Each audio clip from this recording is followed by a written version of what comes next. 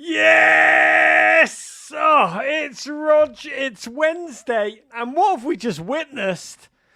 Everton have just made the promised land. And by promised land, I mean, well, low standards, the fourth round of the FA Cup. Oh, and by witnessed, well, it wasn't on TV, so I'm lying about that too, as we will discuss. Forest fans, you're still suffering in your own game against Blackpool, but that's the least of your problems, isn't it, right now? Because you and us together on the Premier League's point deduction naughty step. Oh, let's do it. Bad boys stick together, as George Michael once told us. Tonight we'll dig into it all. We'll take your questions. You can come up, talk to me about any of it. We'll touch on Mourinho, Gio Reyna, and the magical Mel Swanson. We'll also go deep. I'll give you my thoughts on Everton's points deduction. Well, it's really Everton points deduction 2, Electric Boogaloo. Been there before. Nothing to fear. Yes, Everton and Forest are up on FFP charges. Everton, while still appealing our first 10-point deduction, which is the most inconvenient sequel since I still don't know what you did last summer. But I won't be doing it alone. We will rock it together with your questions. And we are here to do it live on YouTube Live after a slew of FA Cup replays that have interrupted Premier League winter breaks up and down the nation. Bit like a lone school day right in the middle of spring break, but we're grateful to have it. We're grateful to be with you. That's why I care about tonight's FA Cup games, dear GFOPs, to be able to answer your questions live here on the YouTube and on the pod. Here's how it works. Scan the QR code in the top left of your screen, and that'll take you into a Zoom. It sounds far more complicated than it is. You'll get into a Zoom with our producer Jake. He's not going to survey you. He's not going to probe you. There's nothing to be afraid of. He's just going to get you right up on the stage to ask your question and chat with me in whatever drunken state you are right now. And I know this sounds complex. It's not. Come on, click on that QR thingy-majig and come and be with me.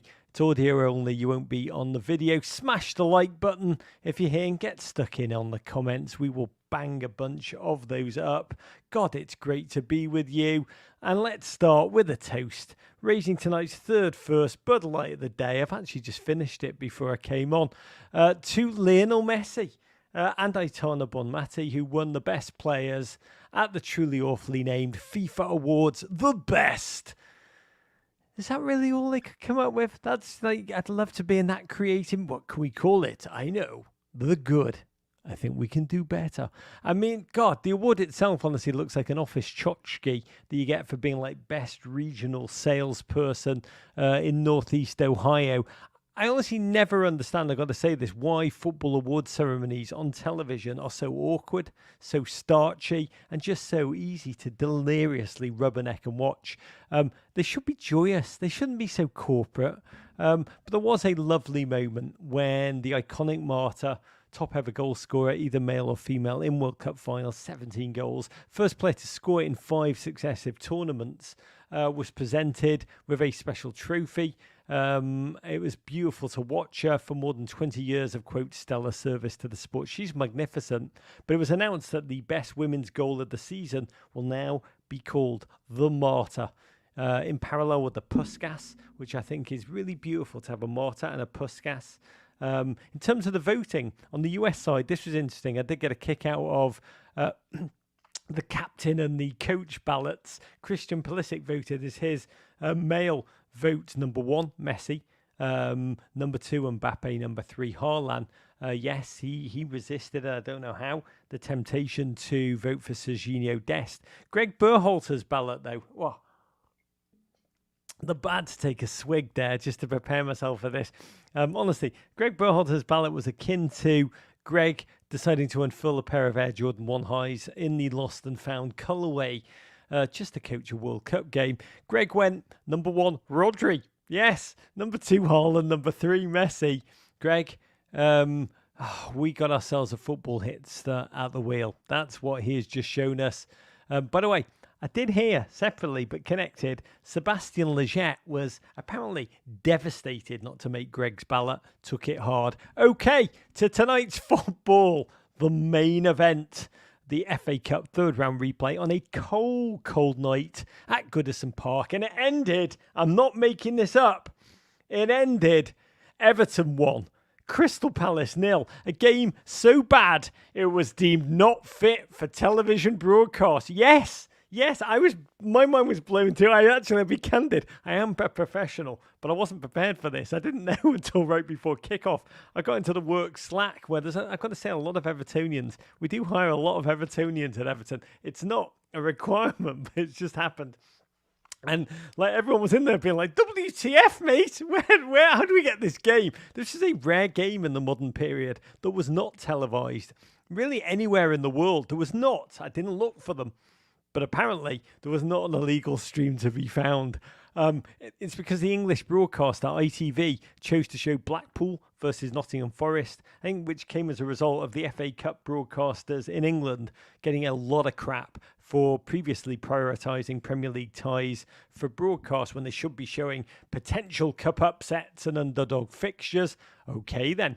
So we had to follow along, like back in the old days when I was a kid, on the radio, which is like such a different muscle. Don't know if any of you recently have followed the sporting thing on the bloody radio, but I haven't done it in a long time. Radio was how I used to follow Everton as a kid so much when I couldn't actually get to the game.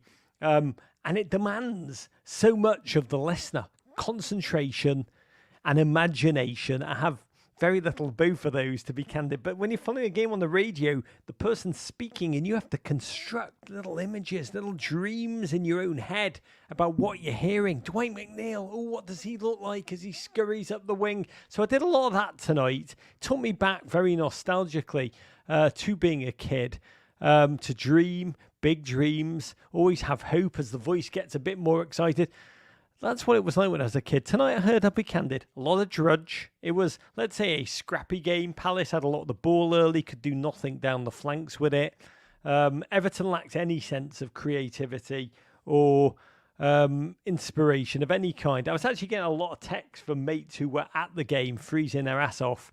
One of them wrote, Andre Gomes, God bless him, if he wasn't so handsome and could just coast on his handsomeness, he would never have gotten close to being a Premier League footballer. Genuinely, that text dinged in. And then within seconds, because of that text, I like to believe, Andre Gomes stepped up.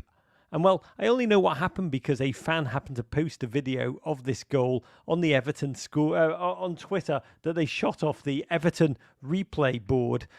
He arced a free kick over the wall and pinpointed into the left hand corner, the goalkeeper's left. Everton's first goal. This is what is magnificent. This is amazing. I am not making this up. This is what we saw. No, we didn't. This is what we imagined with our own ears tonight. It was Everton's first goal from a free kick direct in 1,848 days. Over 4 bloody years, I've been watching Everton footballers. I mean, I was delirious when I read that. I was like, yes! But then I realised, how many hours have we spent watching Everton, getting excited that we got a free kick and just seeing some arsehole just boot it right against the wall? Over 4 bloody years of our lives, Everton fans, we will never get back. And what's the logical conclusion? Don't hate me, but I think we should play more untelevised games because we are unstoppable when we cannot see what the hell is happening. It's been the televising all this time that's effed us. We should show that as our defence to FFP. It was because they televised our games. Everything would have been different without that. But around 70 minutes, Roy Hodgson pulled off pretty well half his best players, including Eze, who wanted to preserve them for the weekend game against Arsenal Football Club. And the radio commentator, by the way, this radio commentator is employed by Everton Football Club. So he's slanting it towards making it seem amazing. Even he said at the final whistle, Everton fans not going mad. They know their side, ambled over the line there. God, to more ambling is all I will tell you. No, less televising, more ambling, and that was our Everton march on to host Luton Town in the 4th round. I believe again. Remember what I said after the first game against Crystal Palace? That I didn't believe and I didn't care, and I'm not going to let myself fall for this. I'm not going to believe we're going to go all the way to Wembley in the FA Cup anymore. Scratch that. We're going to win it all! Oh, great question in the chat from the wonderful KM Byrne. Rog, would you rather win the FA Cup and get relegated, aka Wigan, or crash out to Luton and stay up? Why do we have to play this game? Why can't we have it all for a change, Everton fans, KM Byrne, instead of having absolutely nothing apart from a kick in the down belows, as I will describe in a moment? What would I prefer? God. Also in the chat, Michael, I can't read that. Michael Egan needs some Harry Carey and Vince Scully Jr. to call that Everton match on the radio to make it worth taking in. Oh my God. How about that 7th inning stretch at Everton Football Club? 1, 2. Can you mash up Spirit of the Blues and take me out to the ball game? That would be a mashup I will invest in AI to make happen. But in the other games tonight, the Tangerines of Blackpool. I don't know why I just said that in an American accent. The Fighting Tangerines. Well, they were fighting tonight. They fought back from 2 goals down against Nottingham Forest, pegging them back at 2s. Game currently in the second 15-minute period of extra time. Don't worry, America. Matt Turner is sitting out and is rested, so Forest fans cannot blame him for whatever happens. Bristol Rovers, I think this was final, were losing 2-1. Norwich came back in that one. I was gutted because Bristol Rovers scored first. And the winner plays at Liverpool. Bristol Rovers, one of the best nicknames in all of football. The Gas. I just love that. I would love to support. I mean, you get a Tums sponsorship in a heartbeat. I hope Tums are their shirt sponsors. Third tier Rovers are called The Gas because their stadium used to be by a gasworks. I just love that. So to recap, I don't like the name The Best for the FIFA awards, but I do like the name The Gas for Bristol Rovers. God bless. To the dark news. Can we get into this?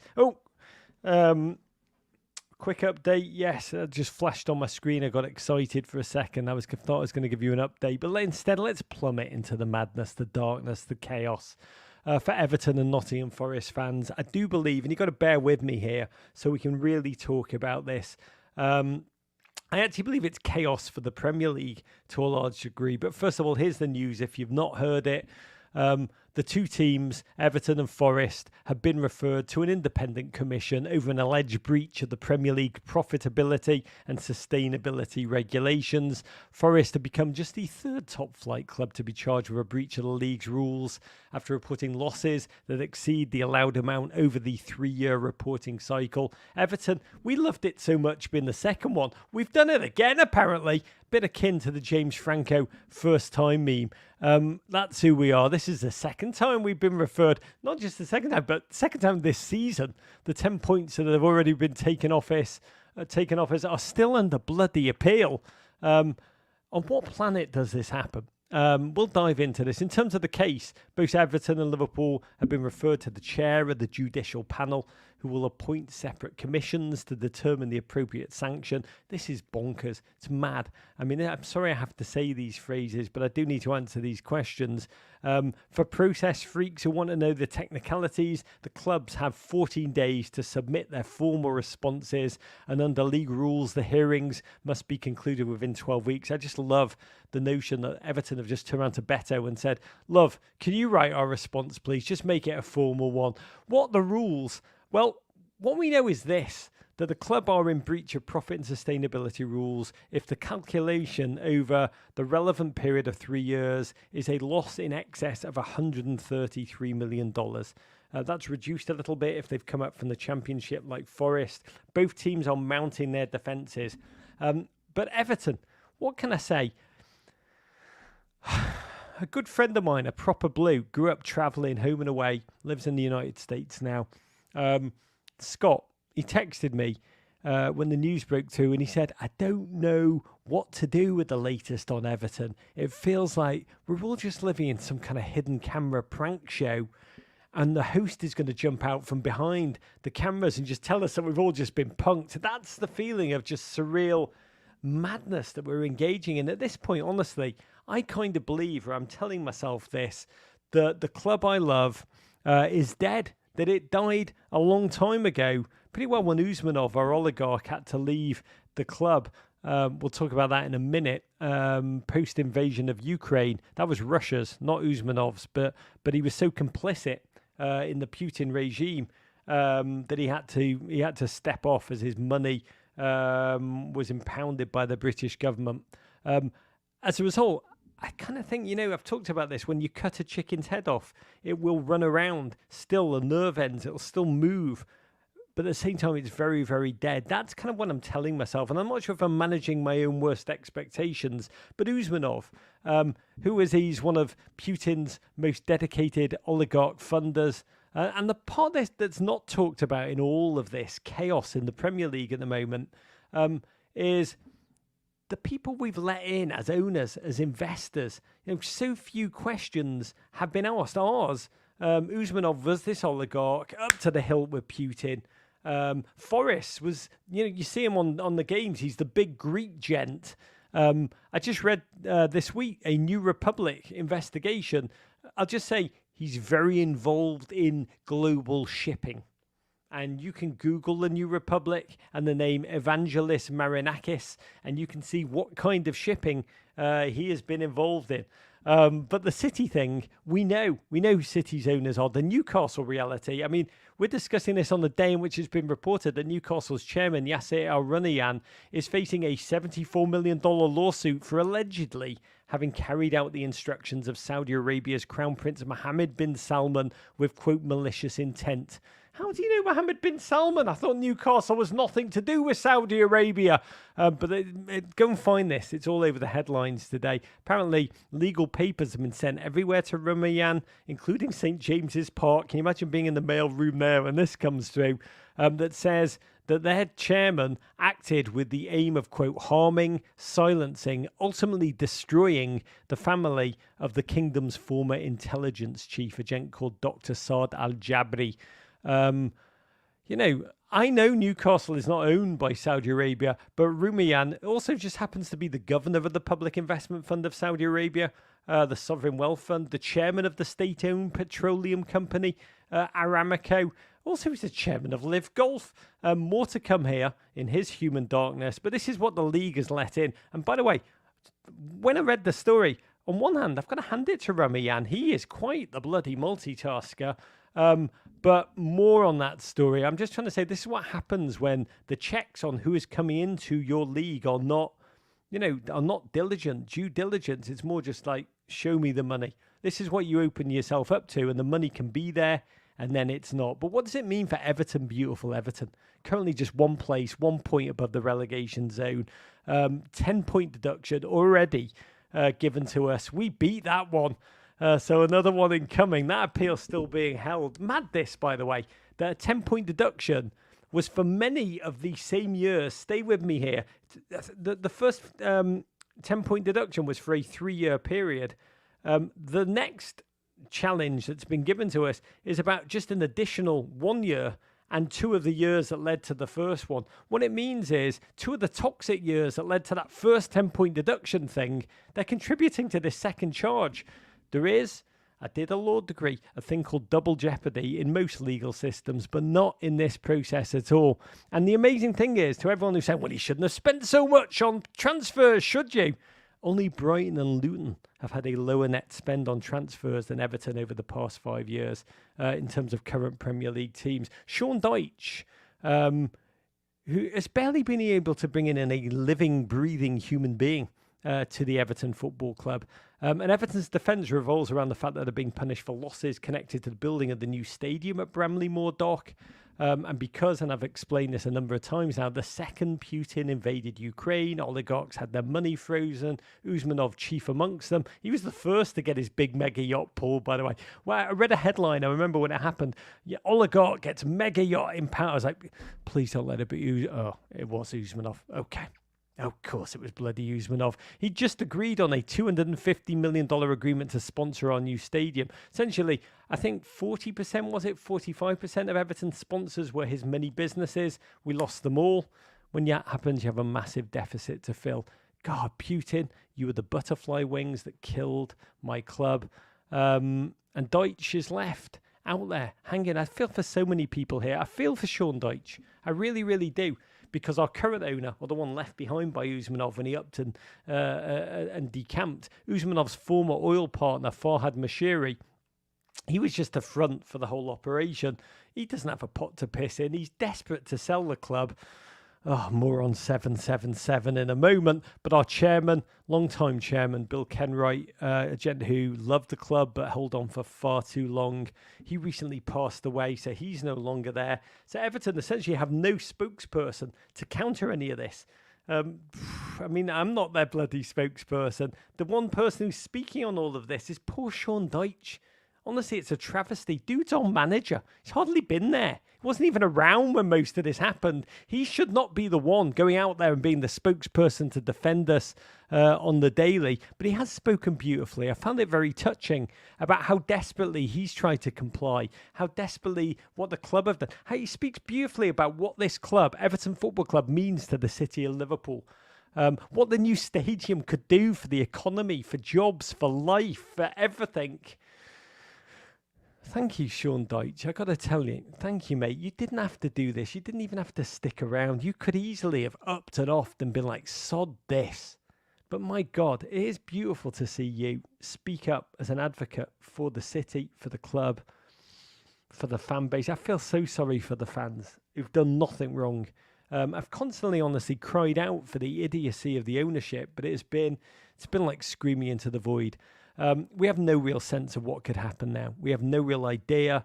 The punishment, what could it be? None of this is clear or transparent. Honestly, we thought VAR was unfathomable. This process makes VAR look pretty sane and competent in comparison. Because, I mean, I want to be clear. This is not why we watch football. We don't watch football to engage in matters about forensic accounting and legal protocols. Or if you do, let me introduce you to a world you might enjoy more. The world of forensic accounting and legal protocols. Because, God, we're going to watch this entire season play out. And the final positions at the end, they won't be where we end up. This is only going to be sorted out once we lawyer up. That's what we're going to deal with. We're going to battle the Premier League with the best lawyer that we can all afford, all of us. So many of the teams are going to lawyer up.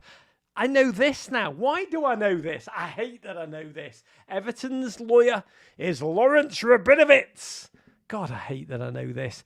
I only know this because the headlines in the sports, these are sports page headlines, that Lawrence Rabinowitz is, quote, an elite super silt lawyer.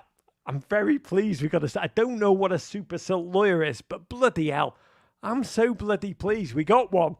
If you ask yourself, has your team got a super silk? Have they? Hey, come at us. We got a super silk. All I know, and why do I know this? He's acting for Hewlett Packard in some $3.4 billion claim they're involved in. Get in, Lawrence Rabinowitz. And by the way, it's Hewlett Packard and Everton in the same corner. Maybe we can do some kind of sponsorship deal, a joint deal. I don't know. Lawrence Rabinowitz, he's like a new signing. Honestly, watching football has become, it's become mad. It's become like one of those shows you watch, like that start off as like a rom-com or a funny comedy, but end up as a serious police procedural or courtroom drama, like Legally Blonde. You know, we're laughing at the beginning and suddenly we're in a court case defense and an inadvertent solving of a murder. How did that happen? But the optics are insane for Everton. Another charge hitting the club before the first appeal has even been heard. Honestly, it undermines so much, not just for Everton, but for the Premier League as a serious competition, as you can hear by me just having to walk you through this madness. By the way, Jake Hookie in the chat says, Big Sam should be Everton's spokesperson for our phantom crimes. I'd love Big Sam. Yeah, objection! He'd be so good at that, wouldn't he? Just like, overruled! No, I'm overruled myself! Oh, sod it, I'm going to have some more white wine. I don't understand any of this at all right now. And honestly, here's what I've decided. I don't think anybody does. Because yesterday, the Premier League CEO, and if you've not seen this, you should find these clips. I'm trying to say this with a straight face. The Premier League CEO, Richard Masters, had to appear before a parliamentary body at a hearing of the Culture, Media and Sports Committee. Yes, this was before real live members of Parliament. Let's just say it was a bit of a mid-performance, a bit of a Kai Havertz shift by the Premier League boss, which Oliver Holt in the Daily Mail wrote. Master's evasive, opaque, defensive, flat, uninspired, tone-deaf answers merely confirm the suspicion that there's one approach to deal with clubs like Everton and Nottingham Forest and another for Manchester City, who face a legion of accusations about alleged financial infractions. By the way, the low light was when by accident, after saying that there is a date for City's hearings, but he couldn't tell us when it is, by accident, and I hope it was by accident, Masters referred to Everton and Nottingham Forest as, quote, small clubs, which made it very, very clear, or created the perception, one or the other, that there is one rule for big dogs, and the others, the small clubs, different playbook. And honestly, the highlight was Masters having to keep a straight face as the chair of the committee told him that if they were at a match and Richard Masters, was the referee, she'd be singing, "You don't know what you're doing." And here's the biggest reality at the moment, for both the Premier League, for Everton, for Forest and Manchester City, that the 115 charges do loom so large at the moment. Yes, Everton were facing one charge, less complicated, could be dealt with quicker. But the longer the City case drags on now, the longer the City hire more lawyers. Are they super silks? I'm sure they've got several dozen. We just have one. City, I imagine, have the Haaland and Rodri and KDB, just legions of super silks that they've purposely hired. They've admitted this they want to drag this case out until Greta Thunberg's worst nightmare comes true and the planet explodes. The longer it goes on, the more doubt it casts over the league, the sporting legitimacy of it, the competitive nature of it, over City's achievements. Asterisks just hover. It can become a farce, all of this. By the way, when asked about this, Masters was asked, how does it make the competitive aspect of the league? How is the league not meaningless at the moment by taking points away from teams and hurting fans for actions done 2 or 3 years ago mid-season, as opposed to fining owners? He kept saying the rules are clear. He was then told they weren't clear. And when it came to City, he kept saying on repeat, I can't go into that today. He was then told by members of parliament it all looks, quote, very fishy, which is the most English thing ever. It's a bit fishy that foreign-owned massive teams can do whatever they want, buying best lawyers. Masters told MPs a date has been set for City's 115 charges, but he, quote, can't say when that is going to be, pointing to confidentiality. By the way, this is also mad that today the Daily Telegraph broke massive news that there will be, quote, developments in the Manchester City case as early as next week. But then they had to add, although precisely what they are is unclear. That's where we are. This is what passes as news at the moment.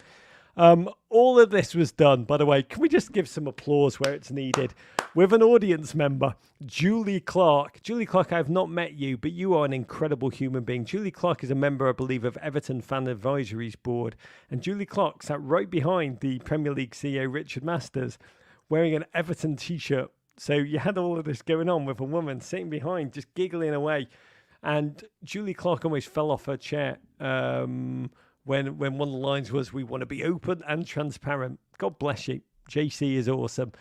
Here's what I realised watching this, and I'm going to take your questions in a second. Here's what I realised. Watching this process play out, Everton's mistake was to commit one crime.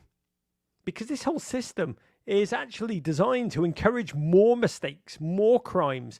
Commit just one. Punishment's instant. But the more you do, say 115, the more complex it is, the more you can just push it off to when the apocalypse comes. If you commit just one crime, it's done. A crime so big, 115, no one will believe you or understand it, and you can just tie them up into a legal ground game, run the Premier League lawyers' bills to a place where the Premier League do not want to go, and then walk away intact. And asterisks. Our biggest mistake, I do believe this, was to do just one infraction. You should do hundreds. Alex TW in the chat says, are VAR in charge of fit and proper ownership reviews? I think it would be good if they were. Check complete. Good protest, boys. By the way, it does get worse for Everton. The takeover by 777, which is now dragging on weirdly for a very long time. And Richard Masters actually said, yeah, there's still due diligence to be done, even now.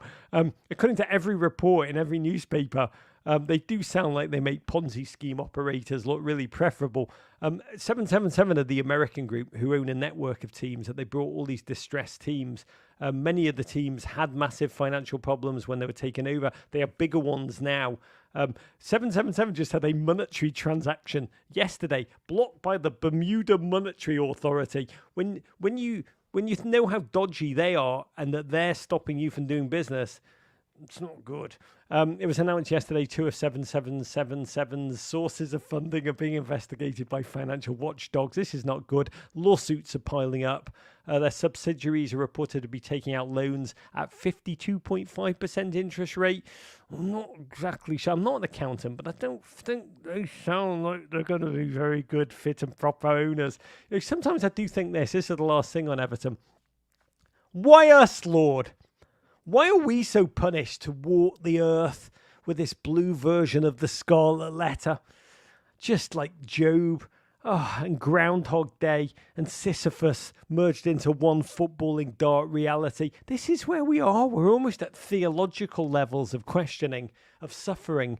And I think of great football fan Marcel Prost, who was probably a Villa fan, I imagine. But his line, we are healed of a suffering only by experiencing it to the full. And Everton fans, we are most definitely experiencing it to the full. Quick update.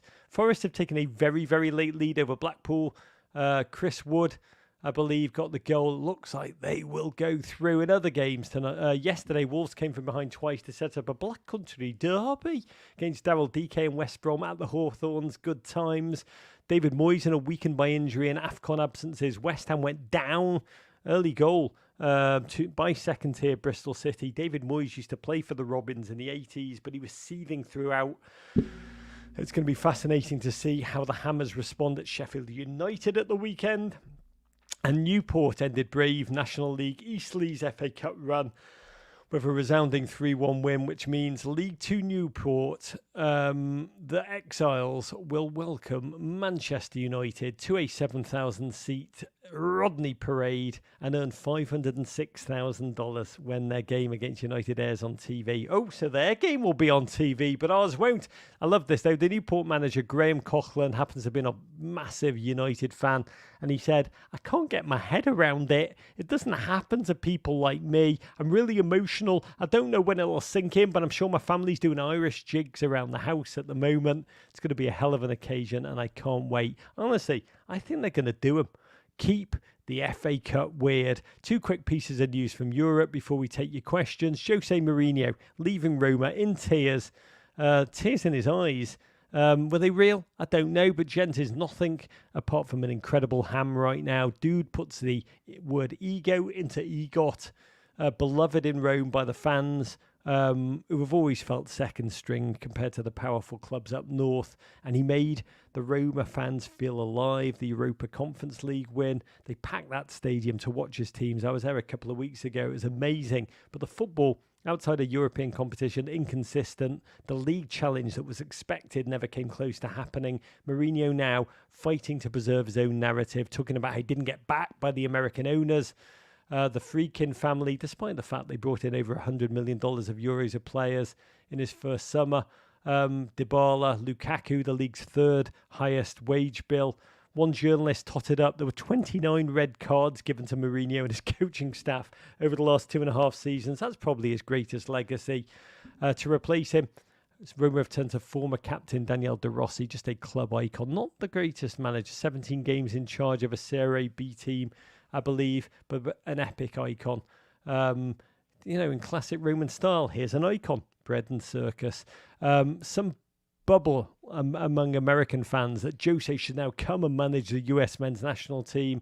And I've got to say, don't know what you think about that, but I think we've got to be mad if we think that's the answer. If you look at his modern track record of arriving in a blaze of glory and leaving, well, in just a blaze. In terms of the US proper, Gio Reyna has changed his agent to super agent Jorge Mendes while messaging that he wants out of Dortmund. ESPN reporting he's linked to Marseille, Monaco, Lyon, Real Sociedad, Sevilla, Villarreal, as well as Portugal's Benfica. These are the kind of reports that are just signalling to the market that Gio's available. Gent has just played 320 minutes in 12 games, all comps this season. And the reality is he's maintained a low media profile since the World Cup disaster. So we have no idea of what's really going on inside his head. I will say this. We have watched Gio in happier times dominate games. And I long to see him create the opportunity to do that week in, week out. Bjorn Stromness in the chat says Manchester City's punishment should be that they have to have Jose as a coach. I think that's amazing. Finally, congratulations to Mal Swanson, who yesterday signed the richest and longest deal in NWSL history with the Chicago Red Stars. 5 years, $2 million. Amazing growth of the women's game continues. She's the first player to have a 4-year deal with a fifth option. It's beautiful. To more. And to your questions, a reminder of how this works here on YouTube Live. Come and be with us. You just have to scan the QR code top left of your screen or click on the pinned comment in chat. You'll end up in a Zoom with our producer Jake. Do not be afraid. He'll just get you up on stage. You won't be on screen. You'll just be audio. Come and ask a question. Smash the like button. Let's start with the great Ray Sal. Come on up, Ray. Remind us where you are and what's your question, you beautiful human being. Hi, Raj. I'm from the Denver area, and I have a question regarding financial fair play in general. So I'm scrolling through the transfer list for January, and it doesn't seem like a lot of teams have spent money. You see a lot of loan recalls and a lot of loans. As a supporter of Tottenham Hotspur, it seems like all we ever really needed was the strong, silent type of Australian nationality. Who do you think is going to win this transfer window? And is financial prudence finally paying off for some of the clubs in England and around Europe? Oh my God, I love this. That all you needed was what did he call him? The strong and silent leadership of the Australian variety. Ray Sal, I adore that. Where are you in Denver, mate? I'm between Denver and Boulder. Oh God, you are in God's So, country. It is so cold there right now, Ray. It's freezing, right? yeah, we just started to warm up a couple of days ago, but everybody stayed inside over the weekend. Who needs to feel their legs? By the way, your vocals are so incredible. I need you to read the next Men in Blazers book on tape whenever that comes out, you magnificent human being. I mean, you're asking a great question. There is just a paralysis right now that we're seeing in the financial market, in the transfer market. We have Fabrizio Romano joining us this time next week to talk about this transfer window. And it has been, there's been years of bounty. This is a window. The January window always a little off, but this is the offest of January transfer windows. What FIFA in a creative room meeting will probably call the worst. Miguel Delaney wrote a really great piece in The Independent today where he talked about the reasons why that is the case. I think he said that at this time, last January window, we have spent 10% of the fees compared to that time and 50% of the window before. And it is a result that speaking to clubs, so many of them are terrified. They're not quite sure where they are. It's not like America. I always admire in NBA fans their understanding of the league cap and the financial ramifications and the trades, and they're very able to talk about the liquidity elements. That's never been part of the parlance of us football fans. You never hear that other than fans saying, spend some money, FSG, for God's sake, sign them or get out of my club. I want Qatar. Get me Qatari owners. By the way, a slight offshoot there. Fascinating going through the Manchester United accounts that were released today.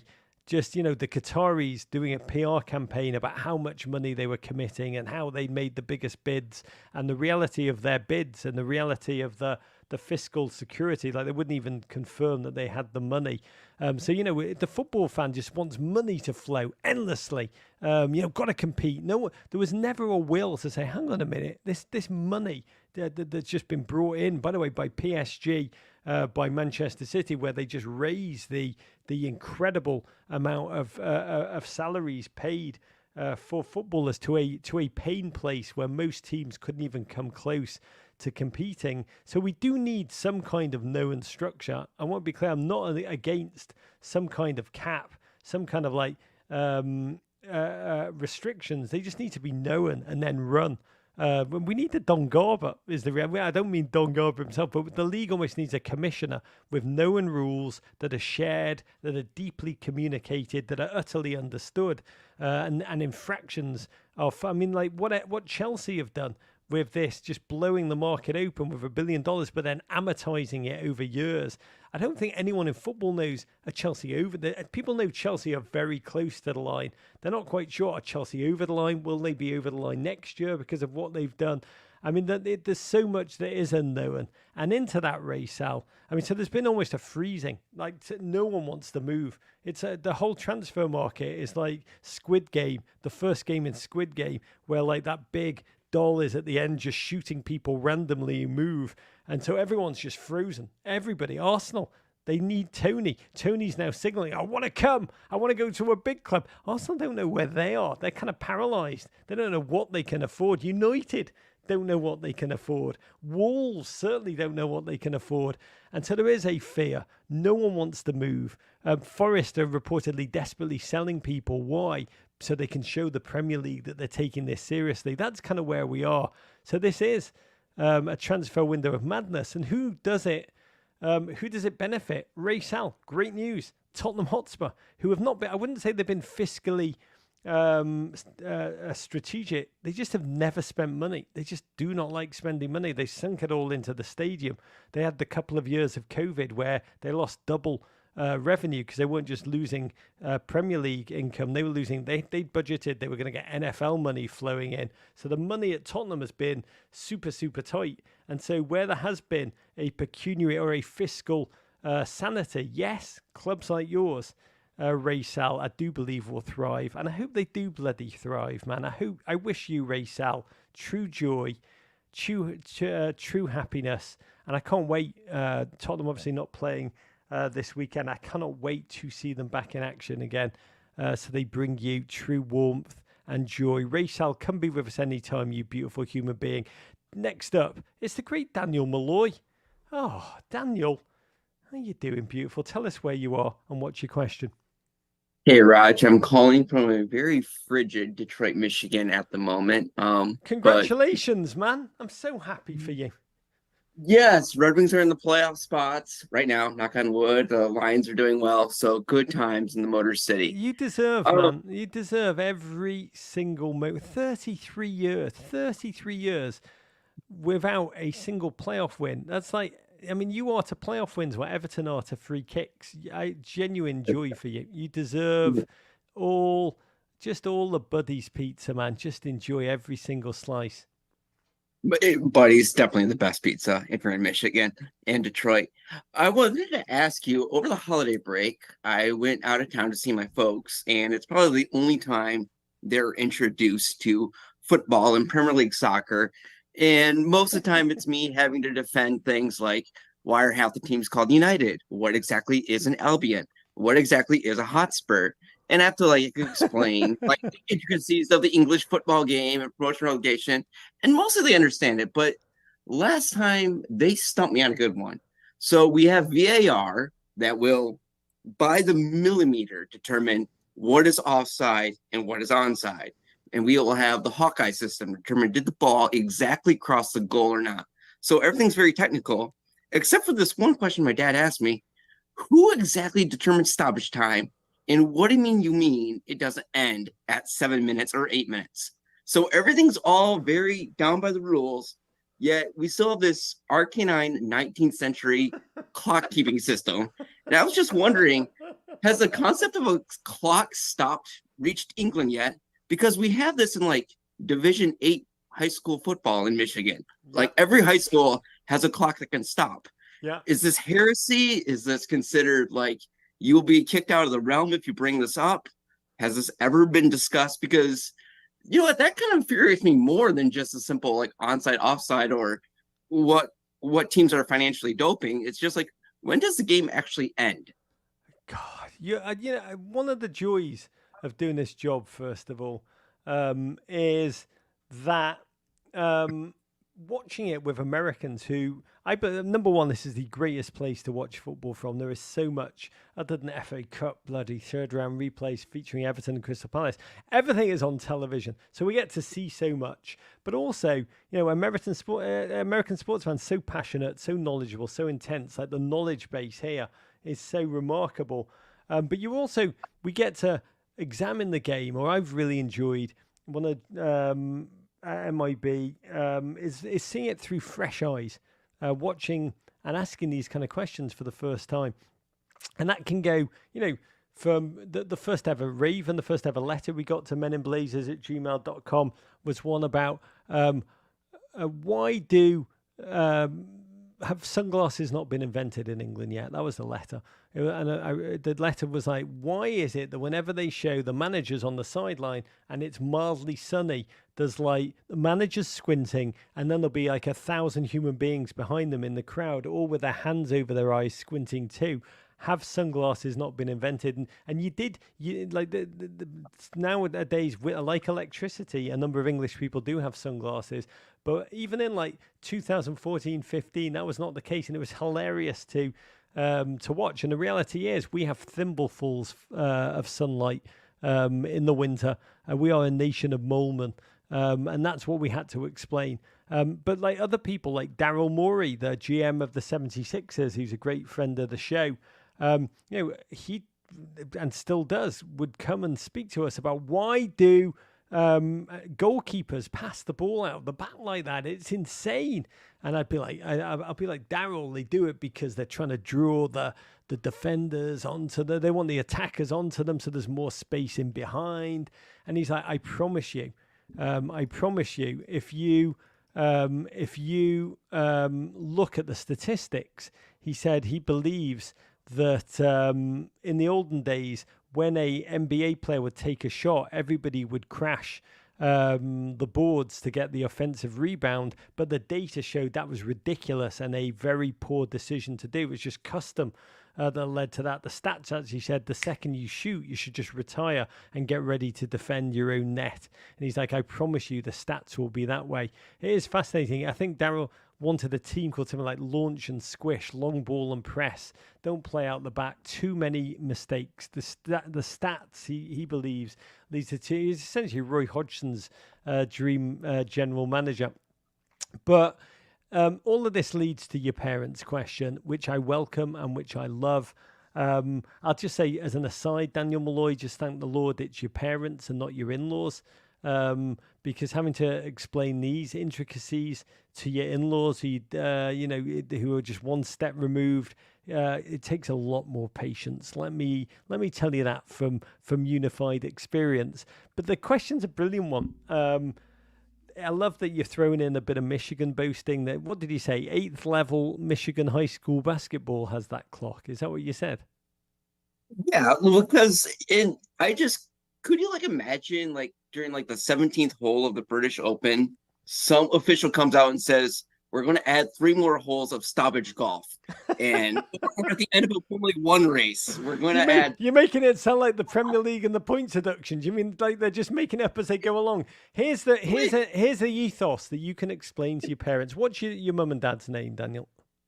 Patrick and Vicky. Shout out to... Oh, I love Patrick and Vicky. Vicky, she's a saint. My mum would say, oh, Vicky, she got a heart of gold. Here's the issue. Is that there's an ethos in football, particularly in English football, that the grassroots, the game's got to be constant through the grassroots all the way through to the elite level, which is just farcical for so many reasons. It's one of the reasons VAR has resisted for a long time. Why won't you put a chip in the ball to show when it really has crossed not the goal line only, but the bloody when it's out, when it's actually out, right? Arsenal fans, am I right? And so one of the ethoses is we want the game to be played at the professional level exactly how it is at the grassroots level on these muddy pitches on a Sunday when huffers and puffers and pub teams are all trying to kick the crap out of each other. And so that's the ethos, is like the referee when it's the Fox and Hounds pub playing up the elephant and round the castle on that muddy pitch. The referee, poor bastard, whoever that is, bloody hell, I would not want to be that human being. They're monitoring the game with their stopwatch, and only they know with their discretion. But you're right. I mean, it's just ridiculous. And I also think there's another... So that's why it's still done that way in the Premier League, that only the referee knows. I'll just signal you back to the interview I did with that referee. Why am I blanking on his name? The one that retired, the one that got the tattoos of his big Champions League up and down his wrist. Is it Clattenburg? Yeah, Clattenburg, where, he talked with some wink about how he was more than using his own discretion. He was actually dictating games. So, how that it is ridiculous. No one knows how they, how most often, even Syrian Dark is like, how did they get 7 minutes out of that? So we really don't know. We should know. And there's another element, Daniel Malloy, that you hear are very fine with sports being entertainment. You're much more comfortable with sports and entertainment melding. Hence Taylor Swift at Kansas City Chief games is the greatest thing to happen to the NFL. Todd Burley tries to market a movie during his Chelsea games and everybody wants to go ballistic with the gentleman. It's like we are not comfortable with sport being entertainment. Sport is still thought of as being sport. And the reality is, knowing the clock, seeing the clock, having a relay, that would add to your enjoyment as a spectacle. Just British sports is not quite there in the American mindset, but I cannot wait. There should be, by the way, there should also be something taken off a referee's back. I mean, they have so much to do. They have so much going on in their mind. If only, somebody else could. But we still have this ethos that one human being can do everything, running around that giant field, making all the calls almost solo. The sooner that changes, the better. And we've got your parents. We've got Vicky. We got Vicky Malloy to thank when that change comes. I'd love when it happens. Sky Sports are like, and in the Vicky Malloy rule, games will now be done with a huge clock, which has been taken from an 8th division Michigan high school and will be used for all games. Godspeed to you. Godspeed to your parents. We'll take these 2 calls quickly because you've been amazing. You've hung on through all of my crap. So let me listen to yours, you beautiful human beings. Next up, Luke LeGraff, who just sounds like a PSV striker. What a name. Tell us where you are, Luke LG, and what's your question? Hey, Raj. I'm from Chattanooga, Tennessee. Oh, you can hear me all right? Yeah, I hear you loud and clear. I just wish I was in Chattanooga too. Are you from there originally? I am. Jealous, Rod. Yeah? Yeah. Well, it is the scenic city of the South. So you should drop by. We have we have 2 soccer teams now. Growing up, we had none. I started playing soccer, which I hate calling it that. Because I love the Dallas Cowboys. No, well, I don't know if I love them anymore. That's another reason why I'm calling, because I feel I need your. I'm an Uber driver, and people dump all their bad stuff on me when I'm driving them, and I'm feeling so bad that I need you to be my Uber driver. I need you to be my therapist. About the Dallas Cowboys. Correct, because you're an Everton fan, man, and I love you for it. I only watch Everton games because of you. I watch Everton. I watch Liverpool because they're badass, and that's about it. As far as Premier League goes. Such a lovely man. God, you are such a Luke LeGraff. What a beautiful, beautiful person you are. That is so incredibly generous. Hang on 1 minute. So Uber drivers, just to get this straight, you mean when people pop around into your car, you are like, how the stereotypical barman or bar staff person was in movies, just people just tell you their worries. Is that what happens nowadays in Ubers? Correct. It can. What's the wackiest crap you've heard? Well, geez. I mean, they're long stories. They're short. I mean, they're long, but they're short. They're piled in to like 10, 15 minutes, but they are tragic. A lot of them are very tragic.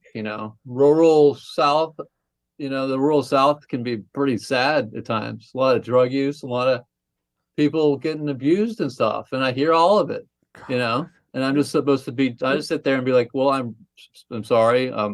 But this is going to sound terrible, but I don't know what to say. I'm not a doctor. I'm an Uber driver.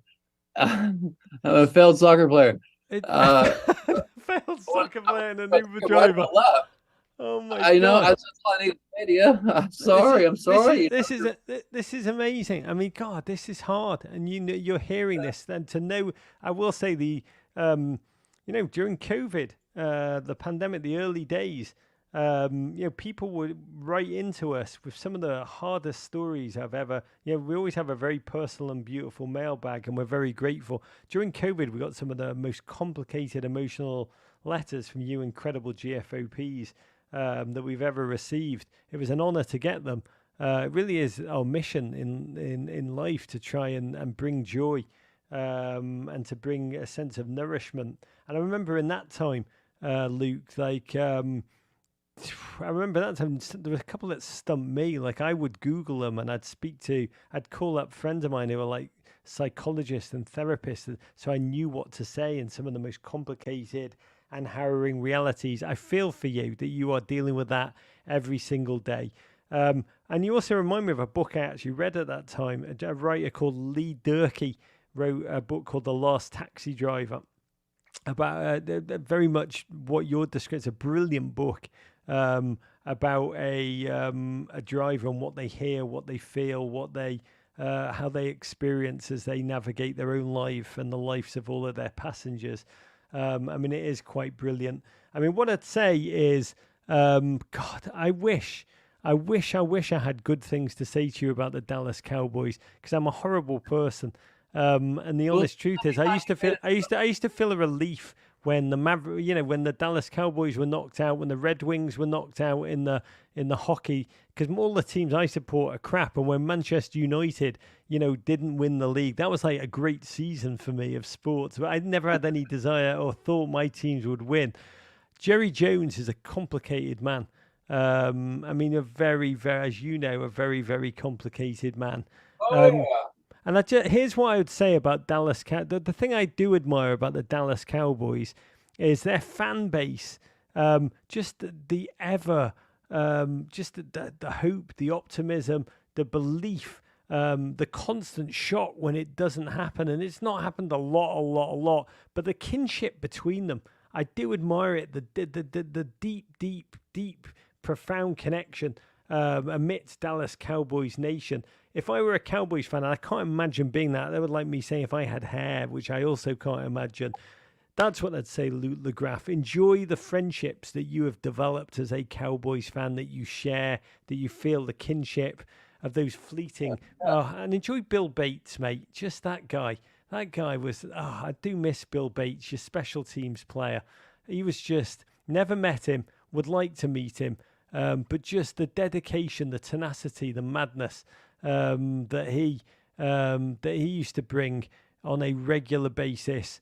Danny White, oh my God, I'm getting all excited and emotional now. I need to pull it in and rein it in. But I do believe, Luke LeGraff, keep calling in. I do believe there will be joy for you. If Everton can score a free kick, baby, Dallas Cowboys can do anything. Last caller to finish us off. And really, please, I mean that sincerely, finish us off. Robert Lazaro, tell us where you are, Bobby L, and what's your question? Hey, Raj. Bob here in Northern Virginia. Love the show. Arsenal fan. And I also want to say thanks for the Men in Blazers patch. The Arsenal tattoo healed up really nicely. Oh, is that you? That's amazing. First of all, Bobby Lazaro, tell us where you are in Northern Virginia, baby. I'm in Reston, just outside of Washington, D.C., man. I know it well. I've been to the big. Isn't there a big mall there in Reston? Oh, you got it's the largest mall in America, the Tyson's Mall, and then there's that's one right just next before, door. Just after I met my wife, I met her. We had a great night.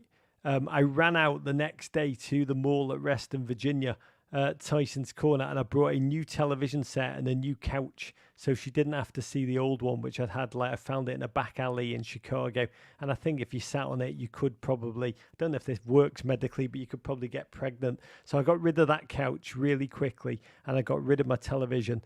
And I'm so grateful to Tyson's Corner, because without you, Tyson's Corner, I would not have 4 children and my wife today. But tell the people what they really want to know. Tell us about this tattoo. Remind us. Not everyone will know this. Bobby, Okay, well, Bobby L. I was at the tattoo parlor having an Arsenal tattoo put on while I'm watching the Aston Villa match. It was probably the wrong day to get it, but it's there and it's healed up nice. And I wish Arsenal healed up a little bit better. But you sent us a photo of this. By the way, it looks so raw. It looks. It was that day, that defeat, that sense of just sudden a season of hope just punctured, drifting, and then you sent that photo of this new, it just looked aching. And I'm not saying it was like the wrong side of septic or anything, but it wasn't good, and it was just a perfect image, Bobby L, for Arsenal fandom in that moment. Raw skin. Paid, well, one of your commenters on Instagram, Raj, asked if I got it in prison. The answer is no to that. Where the warder was a Tottenham fan. Is that what you're saying? So hey, just give me this journey, because I am interested. Like, I always say that so many fans in America were like hating football, and now have like a Tottenham Hotspur tattoo on their forearm, and they can't get from there to here. What was your journey from this land, Reston, where Grant Hill is from? I mean, you were in football country in DC. I know it well. You were near where the Great Summers Bar was, the great football bar in the greater DC area, now sadly closed. But that decision, what made you think, you know what? Yeah, of all the things in the world, of all of my identities, of whatever, the thing I most want to look at on the regs is an Arsenal logo. You know, I just started watching on TV and just admire how athletic these players are and how much they train and the way they can move that ball and get the ball at the back of the net, and just nothing but admiration for the consummate athletes that they are. And Arsenal was a much more on TV here in Northern Virginia than some other teams. So I just said, hey, I'm an Arsenal guy. And Arsene Wenger was the manager at the time, and I enjoyed his style of football. I am kind of sad that they let Olivier Giroud, the handsomest man in football, as you say, go. But I've been a fan for the last 6 or 7 years. So now, with this new tattoo, when you wake up in the morning and that arm first comes into focus, and you look down and you've got the Arsenal badge on your like forearm, what does it say to you, Robert Lazaro? What does it say back to you? Does it say, let's attack the day with an enthusiasm unknown to mankind? Or do you say,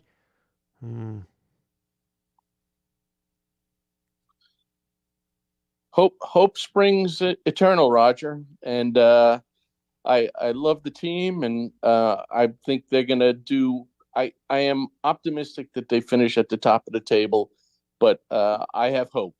God, you know what? Robert Lazaro, do me a favour. Email us, meninblazer@gmail.com.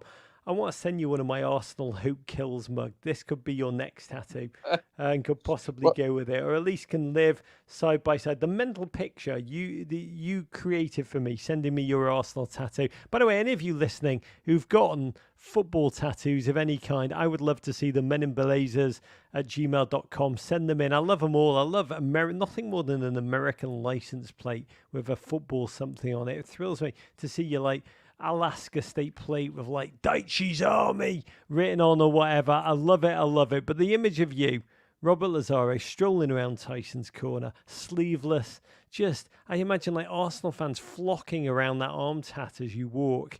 God, it is joyous. To more.